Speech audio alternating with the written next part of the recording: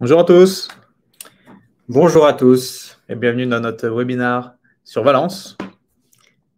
Alors, hier, on vous a présenté les quartiers de Barcelone. Aujourd'hui, on vous présentera un petit avant-goût de Valence. Et demain, vous aurez la chance d'avoir Madrid. On va juste attendre quelques minutes si ça vous va pour attendre qu'il y ait un petit peu tout le monde qui arrive. Parce qu'en général, on attend un petit peu quelques minutes de politesse. Et en attendant, si ça vous convient, n'hésitez pas dans le chat à mettre des messages, surtout pour nous dire où vous êtes géographiquement, c'est-à-dire où est votre résidence principale, où vous habitez en résidence principale. Et puis, si jamais vous êtes en ce moment, je sais pas, en vacances à Valence ou quoi que ce soit, dites-le nous aussi. On ira boire une bière ensemble. Exactement, sachant qu'on est, Miami, évidemment. Madrid, Alors, Nicolas. vous avez le temps d'aller, si vous n'avez pas pris un petit verre d'eau, des choses comme ça, vous avez le temps, on attend une petite minute et après on va démarrer. Bruxelles pour Michel-Ange. Parfait.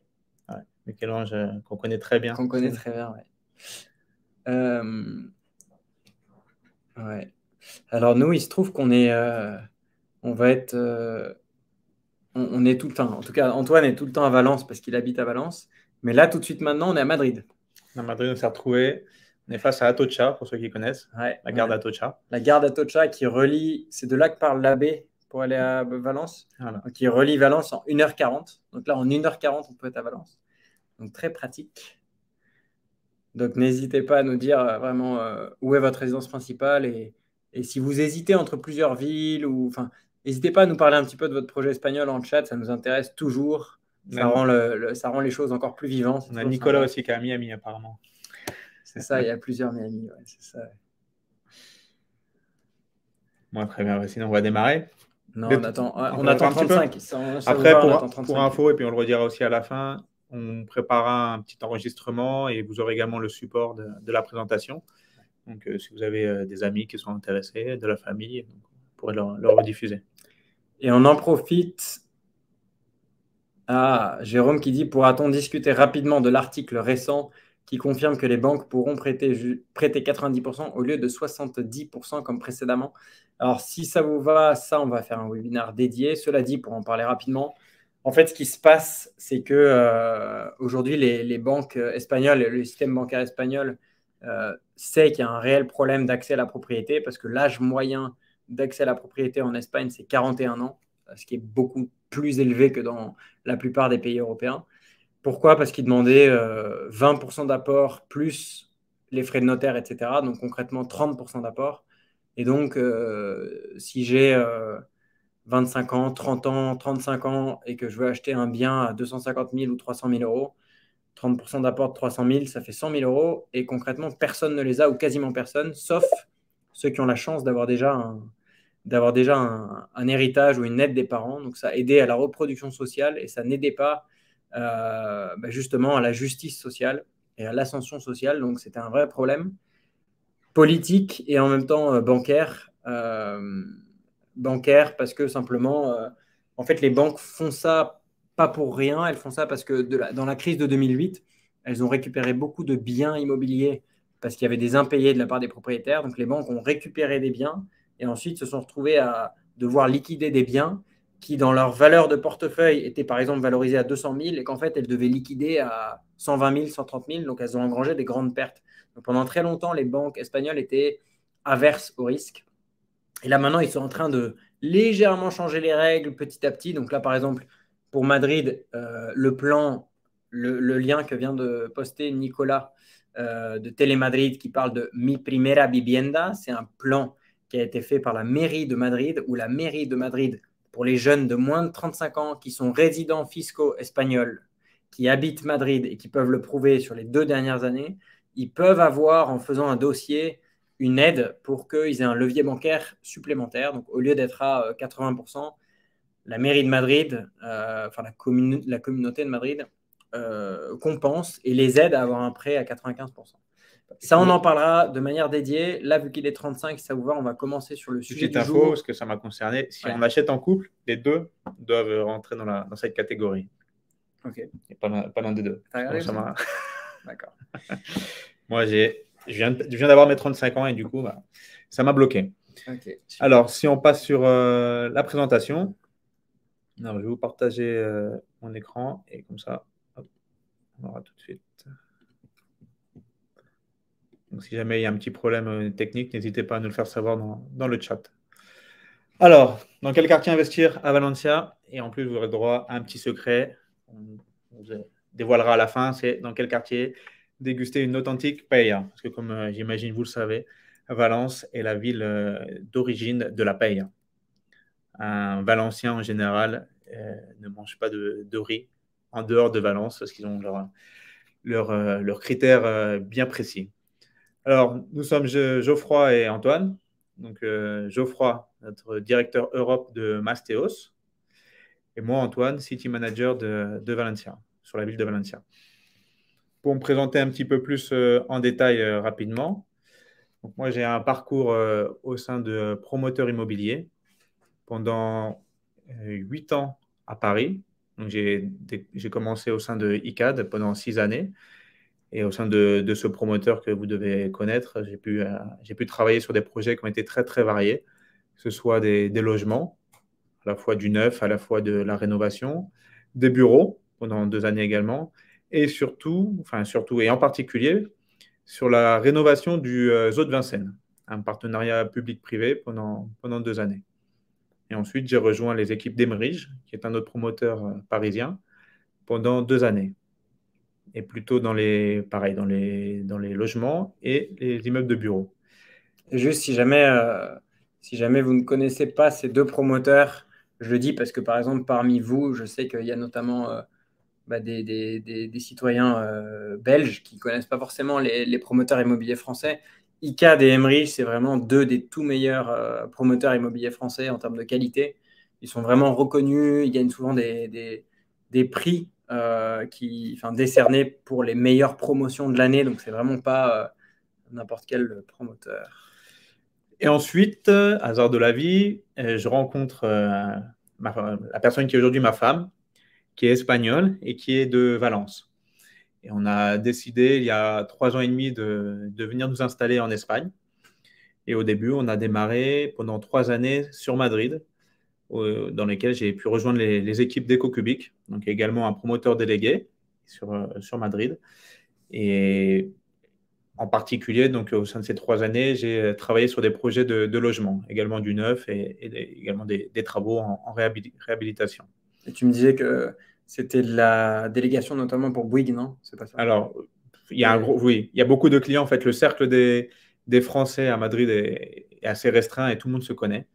Et donc, il y a la maison Bouygues qui est un petit peu partout. Donc, les propriétaires, les patrons de la boîte EcoCubic sont des anciens de Bouygues. Et par exemple, on avait des relations avec ceux d'Emerige, parce qu'Emerige est également implanté en Espagne, à Madrid. Et donc également, il y a des anciens de Bouygues Immo dans la maison Emerige. Et donc, ma femme est de Valence. Et donc, aujourd'hui, nous sommes installés sur Valence, dans cette magnifique ville. On fera sûrement un webinaire spécial sur Valence pour présenter un petit peu plus en détail les qualités de cette ville et pourquoi nous, on vous conseille d'investir sur Valence. Mais au-delà de l'aspect immobilier, vraiment, vous présenter un peu plus les coutumes, le climat, etc. Même si on va l'aborder rapidement dans ce webinaire. Là, aujourd'hui, on va essayer de rester relativement court, de faire 20 minutes, pas plus. C'est-à-dire là, il est 18h40, donc 19h arrivé à terminer. Aujourd'hui, on va faire une petite introduction de Valence quand même, mais très rapide. On ne va pas s'éterniser sur Valence. Notre objectif, c'est vraiment de vous parler des quartiers. Donc, un petit peu pour parler de Valence, pour ceux qui ne connaissent pas forcément déjà géographiquement où est Valence. Voilà, vous voyez sur la carte la communauté valencienne en rouge à gauche et Valence en tant que telle à droite. Donc, Valence, c'est une ville qui est la troisième plus grande ville d'Espagne après Barcelone et Madrid et qui est située en bord de mer et qui se situe à 1h40 de Madrid en TGV aussi. Donc, ça, c'est important de dire. Il y a 2 heures de Paris. Ça, c'est important. 2 heures de Paris, vous prenez l'avion. Et l'avantage de Valence, c'est que c'est une ville à taille humaine. Donc, vous sortez de l'aéroport et littéralement 15 minutes après, vous êtes en centre-ville. Il n'y a pas un RER compliqué à prendre, etc. C'est très, très accessible. Moi, j'y vais 3 fois dans les 3 prochains mois. Donc, effectivement, Valence depuis Paris, c'est facile. Et donc Valence, en termes de districts et de quartiers, et on ne va pas s'éterniser, mais c'est 19 districts et 87 quartiers. Juste du coup, le centre historique, si tu veux en parler. Donc les districts quartiers, bon, pareil pour la référence avec Paris, c'est comme si on était dans 20 arrondissements, et après les quartiers, c'est par exemple Bel Air, Picpus, etc. Même si nous, c'est très pratique pour nous dans l'immobilier de faire référence à ces quartiers-là, même si au quotidien, les Valenciens ne parlent pas de ces quartiers. Ils font plus référence aux stations de métro ou aux bâtiments qui sont dans ces quartiers. Valence, donc, en bordure de mer, comme l'a dit Geoffroy. On a le centre historique qui est représenté ici avec le point rouge, qui est, il y a très longtemps, était entouré par des murailles. Aujourd'hui, ces murailles sont détruites. Il reste comme vestige deux grandes portes avec des tours. Donc, ce point-là, ce point rouge, c'est un point important. L'autre point bleu qu'on a identifié sur cette carte, qui est également important pour nous, pour pouvoir vous conseiller d'un point de vue locatif, c'est le pôle universitaire de Valence. Dans ce disque-là, dans bleu, on a à la fois l'école polytechnique de Valence, mais également le plus gros campus universitaire de Valence, qui est le campus de Tarangers. Après, il y en a d'autres. Ils sont un petit peu plus au sud, dans le quartier 6.2. Il y en a également qui sont répartis dans toute la ville. Mais ici, en bleu, c'est vraiment le pôle le plus important de Valence. Donc, c'est très important pour nous, pour cibler les quartiers. Alors juste, il y a Jérôme qui dit combien d'étudiants. Donc en fait, si on parle de Valence en tant que telle et qu'on ne parle pas de la communauté valencienne, Valence tout seul, donc tu as dit combien d'habitants? C'est 800 000 habitants et 80 000 étudiants. Exactement, il y a 10% d'étudiants, donc il y a 80 000 étudiants, c'est vraiment un très gros pôle étudiant. Et en fait, ça c'est que si on parle de Valence, mais il faut savoir qu'il y a Moncada par exemple et d'autres villes pas très loin de Valence. Je parle de Moncada parce que Moncada est connu notamment des Français parce qu'il y a des comment on appelle, des écoles privées, notamment pour les dentistes. Donc, on a beaucoup d'étudiants français qui, quand ils n'arrivent pas à avoir médecine en France, vont aller faire des espèces d'écoles privées à Moncada, qui a à peu près un quart d'heure, 20 minutes. Oui, une vingtaine de minutes, exactement. Et les universités de Valence sont très bien reconnues tant en Espagne qu'à l'international. Et l'Erasmus à Valence fonctionne énormément. Donc, c'est vraiment un gros pôle d'étudiants, Valence. Et donc, si vous le voyez bien sur la carte, cette ville est traversée par une énorme coulée verte de 10 km, qui est en fait un ancien cours d'eau et qui a été dévié en raison des inondations qui ont provoqué beaucoup de morts. Donc aujourd'hui, c'est un immense parc, un immense poumon vert en plein cœur de Valence. Alors, je ne sais pas si ça. Enfin, pour ceux qui ne connaissent pas, je ne sais pas si c'est très très clair, la coulée verte. La coulée verte, c'est le trait que vous voyez qui borde notamment le gros point rouge centre historique.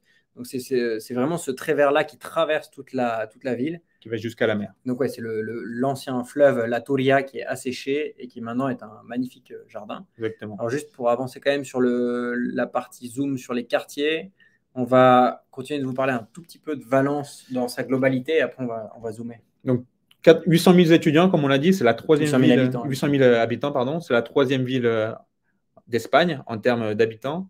Et si on regarde le prix au mètre carré, on est à 1 732 € du mètre carré. Et donc, ça classe cette ville, comme vous pouvez le voir un petit peu sur le graphique de gauche, au 14e rang des villes d'Espagne. Donc, ça vous montre un petit peu le potentiel de cette ville. On a des villes qui sont comme Guipúzcoa, qui est une ville sur la côte nord. Donc, ce sont des villes. L'image de l'Espagne, il faut avoir en tête que la côte nord, c'est un petit peu la partie riche de l'Espagne. Et donc, c'est pour ça que cette ville-là est plutôt bien située au niveau du prix du mètre carré et très chère au niveau du prix du mètre carré. Donc, troisième ville d'Espagne en termes de nombre d'habitants et 14e ville d'Espagne en termes de prix au mètre carré.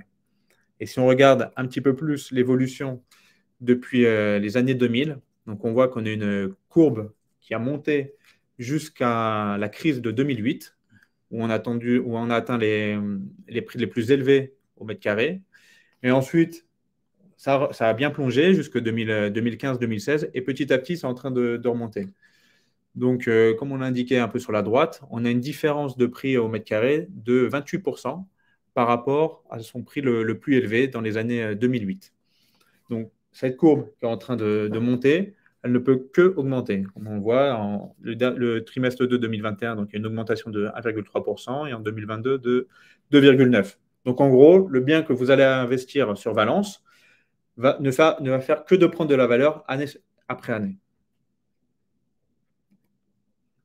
Sur cette carte-là, on essaie de représenter un petit peu les prix de vente moyens de l'achat d'un bien immobilier. Donc, le cœur de la ville, qui est en rouge, on est sur les biens les plus chers parce qu'on est sur le centre-ville, les quartiers historiques, là où il y a énormément de touristes. Il y a tous les monuments historiques, etc. Donc, c'est pour ça qu'on est sur des prix qui sont supérieurs à 2800 euros du mètre carré en moyenne. Et ensuite, il y a un quartier qui est un petit peu plus au sud, qui est le district de l'Eixample, qui réunit Gran Via, Ruzafa et Playa del Remei. Donc, ces trois quartiers également sont les quartiers qui sont soit très à la mode, on en parlera un petit peu plus tout à l'heure de Ruzafa, soit les quartiers qui sont très sécuritaires, qui sont très, très luxueux. Donc, c'est pour ça qu'on est dans ces coins-là.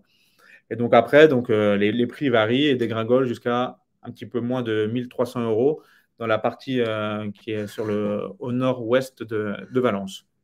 Voilà. Et juste pour donner une petite information là-dessus, donc Antoine disait tout à l'heure, c'est une ville qui est la 3e plus grande d'Espagne et par contre la 14e en termes de prix. Donc ça, c'est les statistiques officielles de TINSA, je crois, c'est ça, hein, c'est une entreprise d'évaluation immobilière. Aussi, si on arrive tout simplement à comparer par rapport aux autres villes espagnoles et tout ça, si on revient là-dessus, ce graphique-là, c'est sur les provinces. Donc, on voit que les provinces de Madrid, Guipúzcoa, c'est le Pays Basque, donc c'est le nord, Barcelone, etc., ou les Baléares. Et on voit vraiment que Valence est beaucoup moins cher, très décroché. Et donc, en fait, si on parle un petit peu des prix et qu'on regarde Valence, même le centre, je veux dire, sur le centre, par exemple, je ne sais pas si tu veux en parler, mais toi, tu as un appartement qui est dans le centre et en termes de prix au mètre carré, tu es dans quelle zone à peu près? Moi, j'ai acheté dans Ruzafa, c'est un quartier dont on pourra parler brièvement tout à l'heure. J'ai acheté un bien et on va dire je me suis fait plaisir parce que c'est ma résidence principale. Donc, j'ai cherché un bien avec du cachet, avec de la hauteur sous plafond, avec des sols très particuliers qui est de la mosaïque de Noya, avec des moulures au plafond et j'ai atteint un prix de 3700 euros du mètre carré. Et c'est un bien, entre guillemets, luxueux. Donc, pour comparer avec Paris, où on est aux alentours de 10 000 euros du mètre carré, ici, bah voilà, vous vous dites, moi, je vais acheter un 100 mètres carrés. Voilà. Il vous faut 370 000 euros à Valence pour avoir un bien dans le centre et un bien qui a du cachet de qualité. Donc, pour un petit peu situer.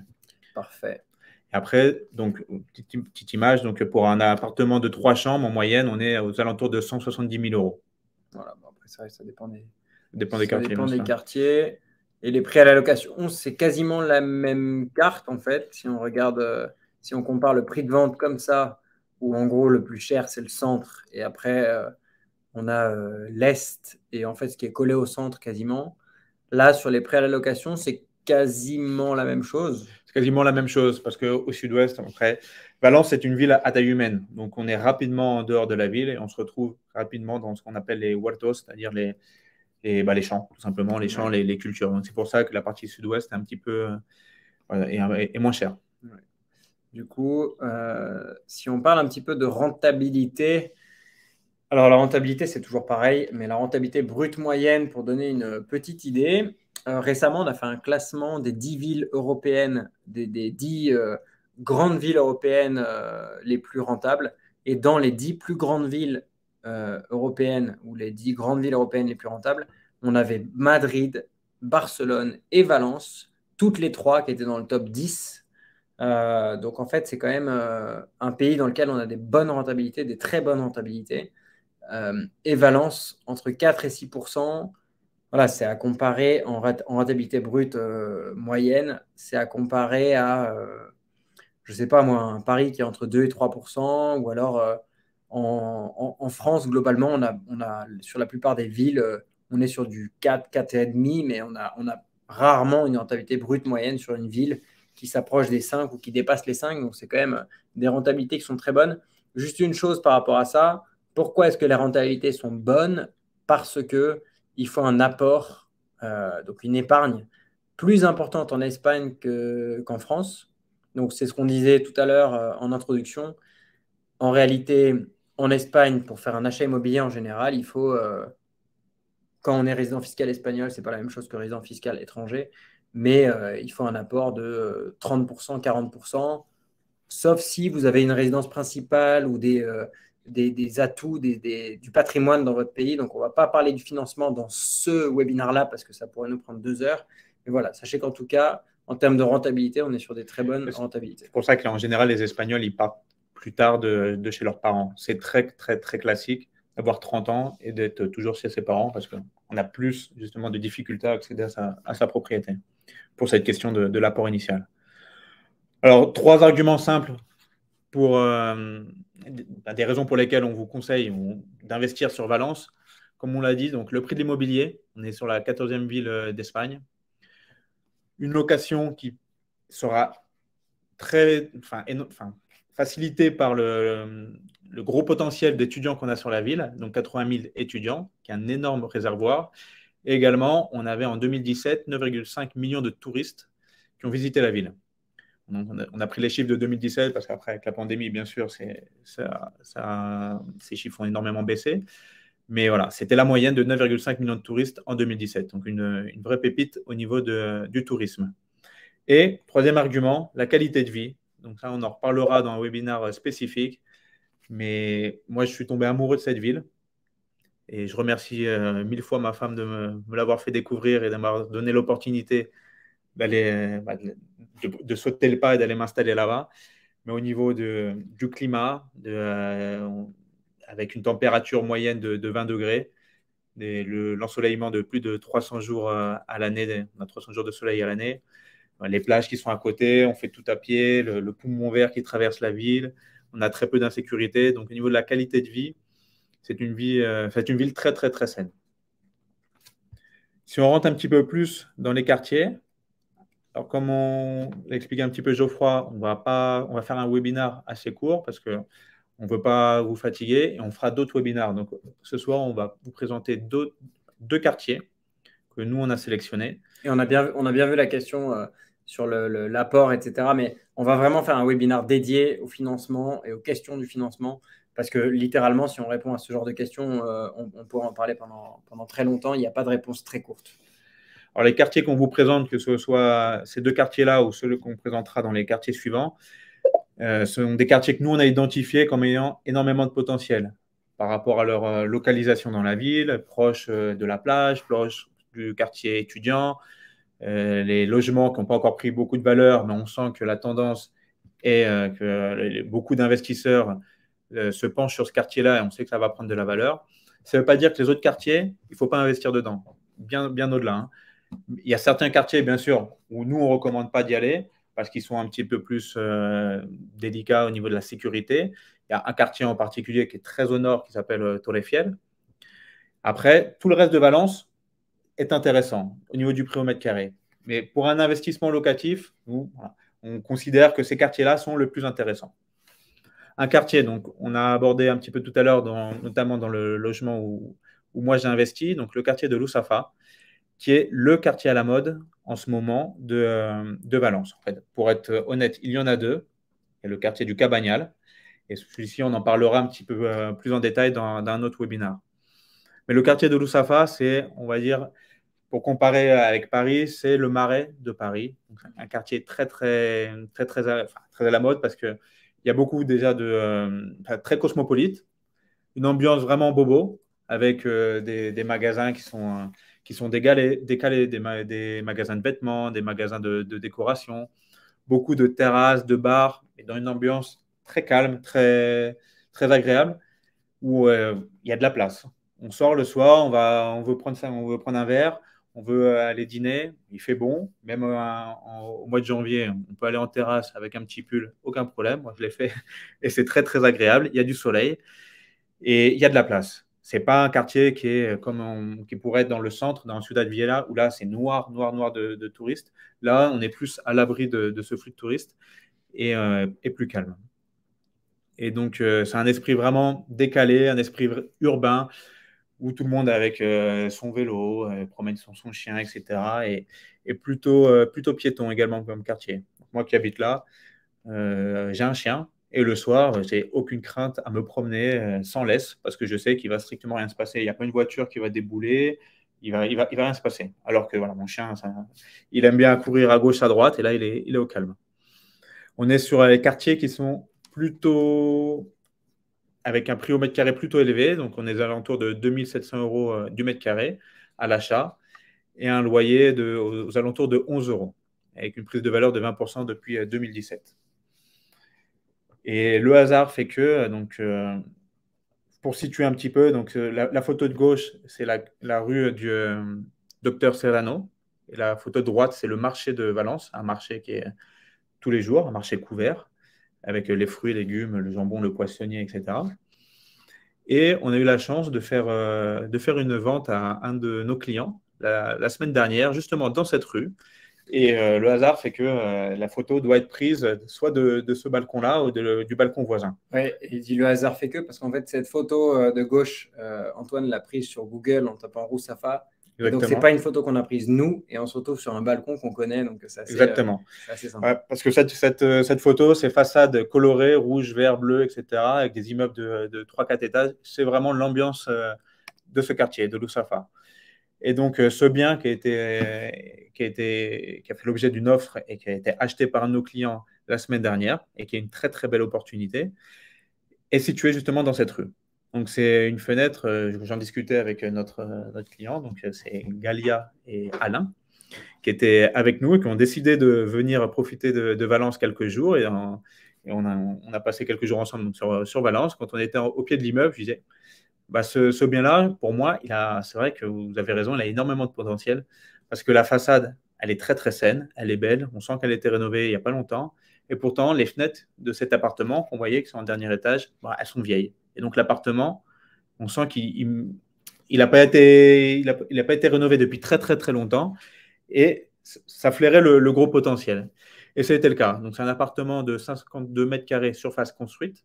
Donc, peut-être on reviendra un petit peu plus en détail sur la différence entre les mètres carrés espagnols et les mètres carrés français. Mais en Espagne, on parle de surface construite. En mètres carrés, loi Carrez ou utile, ça fait combien ça? Ça ferait un 46 mètres carrés, okay. Loi Carrez. 46 mètres carrés. Parce qu'en gros, en Espagne, on parle surface construite. Donc, on inclut les murs, on inclut toutes les cloisons et on inclut également parfois une partie des parties communes. Ouais, donc ça, faites attention si de votre côté, vous cherchez des annonces sur Internet à cette partie-là, souvent le nombre de mètres carrés qu'on va vous annoncer est différent des mètres carrés utiles et des mètres carrés loi Carrez pour ceux qui sont français. Donc, faites cette différence-là. Il faut enlever un 10%.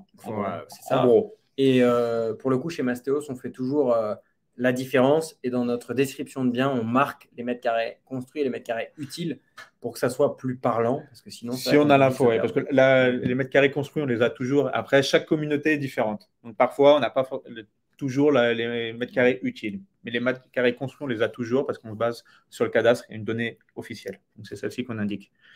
Et donc, cet appartement donc, de 52 mètres carrés a été au prix de vente acheté 110 000 euros. Et le gros potentiel de cet appartement, c'est qu'il est au dernier étage. Et donc, on va aller récupérer les combles pour en créer un petit duplex et gagner en superficie. Donc, ce 52 mètres carrés pourrait être transformé facilement en 70 mètres carrés pour créer une deuxième chambre. C'est à quel étage du coup? Donc, on est au 3e étage. Ascenseur ou pas? 3e étage sans ascenseur. 3e et dernier étage. Et on donne sur 2 façades. Donc, on a le salon là, sur la photo de gauche. Et derrière, on est sur la cuisine, l'actuelle cuisine qui donne sur la cour intérieure de la Manzana. Okay. Donc ça, c'était traversant, c'est ça? Donc c'est traversant, voilà, très ventilé. Et l'idée, on rase tout, on démolit tout et on met le sol que choisira notre client. On mettra, on créera un escalier avec un étage. Et l'idée, c'est d'avoir, je pense, récupérer une partie des combles pour gagner de la surface et faire une chambre. Et sur l'autre partie, c'est laisser les poutres apparentes et voir peut-être essayer de déposer un permis pour créer un Velux ou autre. Alors, il y a Jérôme qui nous dit, vous parlez de travaux, y a-t-il également des risques liés au PEB, comme en France et en Belgique, c'est-à-dire les règles énergétiques de au-dessus de telle lettre, vous ne pouvez pas louer, etc. Alors, l'Espagne, on est un petit peu plus freestyle. Ouais. Donc, clairement, quand on achète un appartement en Espagne, ce n'est pas comme acheter un appartement en France où on va avoir le diagnostic plomb, amiante, électricité, etc. En Espagne, en général, on achète avec pas grand-chose. Si on a le plan, c'est déjà pas mal. Et c'est pour ça qu'il faut se baser sur notre expérience à nous, Mastéos, c'est pour ça qu'on est là pour vous conseiller et qu'on est entouré de professionnels pour identifier un petit peu le potentiel du bien et savoir si ce bien-là, on conseille de ne pas trop y aller parce que au niveau structurel, il n'a pas l'air très clean, ou si au contraire, on sent qu'il y a un gros potentiel comme celui-ci. Alors juste pour répondre sur l'énergie aussi, ce qu'il faut savoir, c'est qu'en Espagne, Antoine le disait par rapport à ce bien-là, qui est un exemple parmi énormément, en fait, l'état des logements, l'état moyen des logements, dans beaucoup de villes, hein, c'est encore le cas aussi sur Madrid, sur Valence ou même sur Barcelone, beaucoup de quartiers et beaucoup de villes, l'état des logements n'est pas du tout l'état que vous avez l'habitude de voir en Belgique, en France, au Luxembourg, etc. Là, vous pouvez le voir d'ailleurs sur ces photos. Et ce bien-là, c'est pas un bien uniquement en mauvais état. Il y a beaucoup de biens qui sont dans leur état des années 50, 40. Et qui ont énormément de cachets. Qui ont du cachet, mais qui n'ont jamais été rénovés comme vous avez l'habitude de voir en France, en Belgique, au Luxembourg. L'idée, là, c'est d'aller peut-être récupérer les volets. On a une très belle hauteur sous plafond. Je ne me rappelle plus, mais on doit être peut-être aux alentours de 3,20 m de hauteur sous plafond. Au niveau du certificat énergétique, donc non, il n'y a pas de règle. La seule règle, c'est d'en avoir un le jour de la signature chez le notaire. Et donc, en général, ce que font les propriétaires, c'est qu'ils le font une semaine avant la signature chez le notaire. Et c'est très souvent un E, un F. Moi, personnellement, j'ai acheté un F parce qu'on est à Valence, mais dans le reste, dans l'Espagne. À Valence, il ne fait pas froid, il ne fait pas chaud. Donc, la très grande majorité. Enfin, il fait chaud l'été. Oui, après, tu as des semaines, mais en général, toute l'année, il fait bon. En gros, toute l'année, il fait bon. Et la majorité des appartements ont des fenêtres simple vitrage. Par exemple, ils n'ont pas de chauffage. Parce que quand il fait froid pendant 15 jours en Espagne, on branche son radiateur électrique et c'est tout. On n'a pas de chauffage. Et d'ailleurs, sur cette partie-là, il faut savoir que souvent, autant les Européens vont avoir tendance à mettre de l'air conditionné parce qu'ils considèrent que l'été va être invivable sinon, autant il y a beaucoup d'Espagnols qui ne mettent pas d'air conditionné. Tu es d'accord sur… entièrement d'accord. Moi, mon appartement n'en a pas. Après, il y a 2 cas de figure. Mon beau-père ne supporte pas la chaleur et là, la climatisation dans toutes les pièces. Voilà, c'est chacun. Et après, vous, pour une location, si c'est pour faire une location, si vous voulez mettre du confort pour vos locataires, on vous conseille de mettre la climatisation, mais encore une fois, c'est vraiment pas du tout dans les mœurs. Alors, parle-nous d'un autre. Alors, du coup, on vient de vous parler de Roussafa. On va vous parler d'un deuxième quartier, d'un deuxième bien, et on aura terminé. On peut répondre à vos questions. N'hésitez pas si vous en avez. Alors, Ara Campins. Pourquoi est-ce que tu as choisi Ara Campins? Est-ce que tu peux nous parler du nom? Alors, le nom, oui. Tout à l'heure, je vous ai dit que la ville, elle était initialement encerclée par des murailles. Et ce quartier-là était juste en dehors des murailles. Et avant, il y avait énormément d'arbres, et en particulier des pins. Et le jour où ils ont décidé de un petit peu se développer la ville, il fallait investir cette zone et il fallait arracher les pins. Donc, ça donnait Aloncapins. Aloncapins, parce que le valencien est assez proche du français. Donc, c'est pour ça qu'il y a quelques mots qu'on retrouve. Et ce quartier, donc Aloncapins, on l'a identifié comme ayant un gros potentiel parce que par rapport à Roussafa, il est séparé par des voies ferrées. Et ces voies ferrées, il y a un projet d'enterrement de ces voies ferrées et de créer un immense espace vert et une nouvelle coulée verte donc, qui va venir relier le centre de la ville avec tous les quartiers sud. Donc aujourd'hui, on a une barrière physique qui sépare ces 2 quartiers-là. Et d'ici quelques années, une fois que le projet sera validé au niveau des financements, au niveau du permis, etc., tout ça, le projet est très, très, très avancé. Une fois que les financements ont été définitivement trouvés, donc on aura une immense coulée verte et qui donnera beaucoup plus de valeur à ce quartier-là. Alors juste une petite note là-dessus. Donc quand on parle de coulée verte et qu'on parle d'enterrer la gare, non seulement ce n'est pas un projet qui n'aura jamais lieu parce que c'est une vraie volonté de Valence, et j'en profite pour dire que Valence est en finale d'une compétition de la Commission européenne pour être la ville d'Europe la plus verte. Donc vraiment, c'est une ambition de la ville d'être reconnue comme une ville verte, ça veut dire qu'ils ont déposé un dossier pour faire partie de cette compétition-là, et que voilà, ils défendent le fait d'être une ville verte. Donc ça, c'est quelque chose qui est important. Et d'ailleurs, Roussafa, ça vient d'un mot arabe qui veut dire jardin. Donc là, on est sur Aloncapins, qui est arracher les pins, et Roussafa, c'est un mot arabe qui veut dire jardin. Donc il y a ce parc, il y a un premier parc, le parc central de Roussafa, qui a déjà été créé, qui existe actuellement, et donc, mais qui est juste le premier pas de la création de cet espace vert. Et d'ici peut-être 5 ans, 10 ans, donc on aura cette nouvelle bande qui sera créée et qui donnera énormément de valeur à ce quartier-là. Donc aujourd'hui, c'est pas et on trouve des biens qui sont encore très accessibles. Et plus tard, donc il faut imaginer que les prix vont énormément augmenter. Là, on est sur un prix moyen d'achat à 1 128 € du mètre carré, avec un prix de location également un peu plus faible. 2128, avec un prix de location à 9 € environ.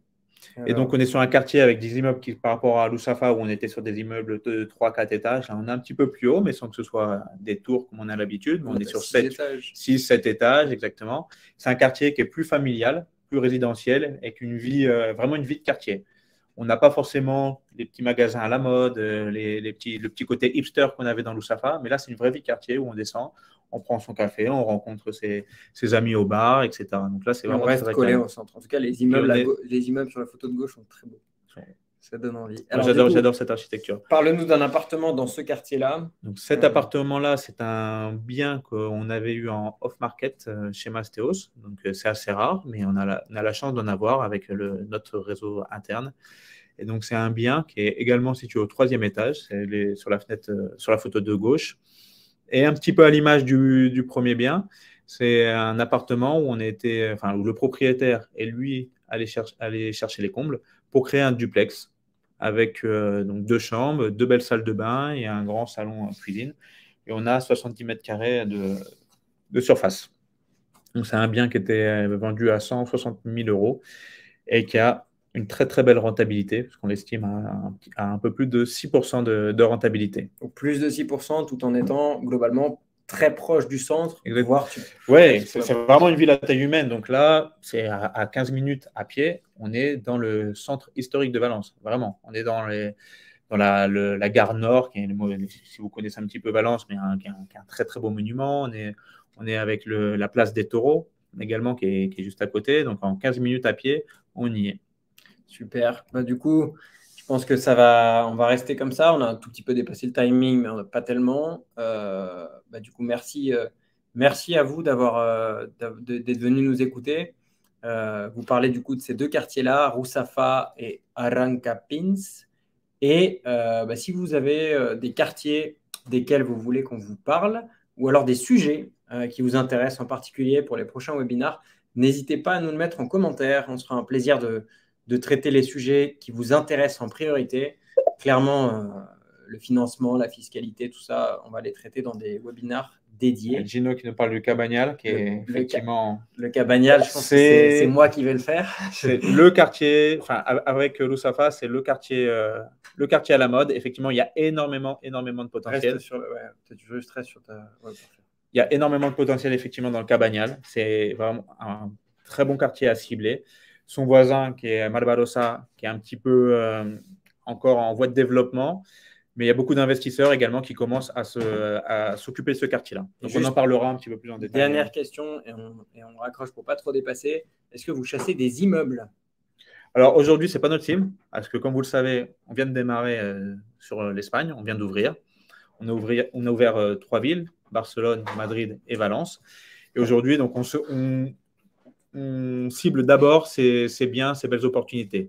Mais bien sûr, on va également chercher les immeubles, même si c'est des biens qui sont beaucoup plus chers, on fait face à un autre marché, parce que là, il y a des promoteurs assez gros, du coup, également, qui s'y intéressent. Mais il y a beaucoup de choses à regarder également sur les immeubles. Pour donner un exemple quand même sur ça, des immeubles, tout dépend de quoi on parle. Peut-être parlons-nous justement, Jérôme, par rapport à ça. N'hésitez pas à prendre rendez-vous sur mastéos.es parce qu'on a encore chassé cette semaine une maison, enfin en tout cas 2 étages d'une maison et des immeubles. On peut aussi aller les chercher. De nouveau, on a des chasseurs sur place à Valence, dont Antoine, qui est City Manager de Valence et qui lui-même va chasser des biens. Donc, on peut très bien s'en occuper. Juste pour le mot de la fin, peut-être pour résumer, chez Mastéos, donc nous, on s'occupe de tout. Vous avez un service clé en main de A à Z. C'est-à-dire que nous, on déniche les biens. On vous conseille au moment de l'investissement. Est-ce que c'est un bon bien? Est-ce que ce n'est pas un bon bien? Si vous, d'ailleurs, vous repérez un bien qui est intéressant, vous dites celui-là, je l'ai vu, je ne sais plus sur quel site, etc. Je veux absolument aller le voir. Vous pouvez nous l'envoyer et nous, on s'occupe de prendre contact et de regarder si c'est un bien intéressant ou pas. On vous accompagne pendant tout le process de l'achat, et également du coup pour les travaux, pour l'ameublement et après pour la gestion locative. Voilà. Et Nicolas et Jérôme, on note vos questions. On vous répondra peut-être en message privé, mais ça ne vous dérange pas. On va essayer de terminer pour respecter les délais, mais on note vos questions. On vous répondra en particulier ou alors dans d'autres webinars. Merci à tous. Merci et bonne beaucoup. soirée. À bientôt. À un prochain webinaire.